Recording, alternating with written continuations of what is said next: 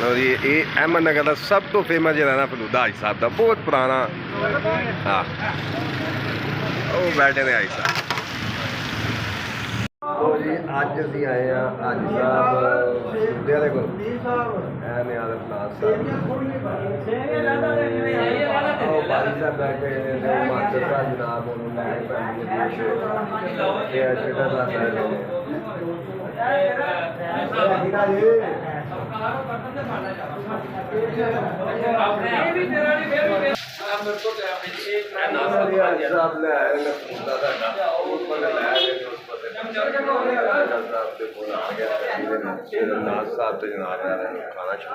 बड़ा मजेदार खरीदा है मन करता बड़ा तरीक बाली साहब दूजी गल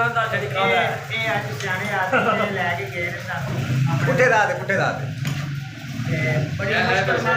मेरा भी आ गया थोड़ा खाना है मिठा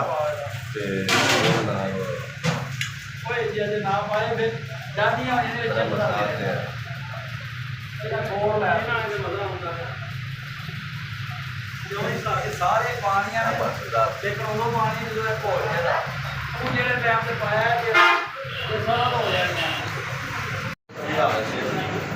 भाई की हाल ठीक बना भाई साहब कैसा है जी? 2 मिनट में फ्री हो गल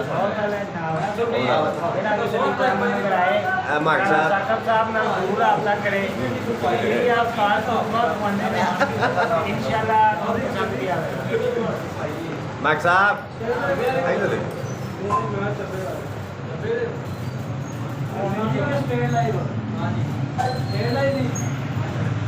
चढ़ा साहब तो पूरे चस लैके मैं चढ़ा साहब पूरा चस लैके फलूदा कर